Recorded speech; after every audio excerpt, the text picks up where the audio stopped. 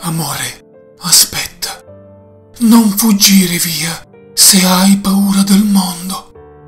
Non c'è nessuno che può farti male se sei tra le mie braccia. Con pennelli e colori dipingerò un mondo tutto nuovo solo per te. Su questo foglio bianco io scriverò la storia di un amore che non avrà mai fine. Raccoglierò le stelle in altri cieli, raccoglierò dei fiori in altri prati, inventerò parole senza tempo e canterò canzoni mai cantate.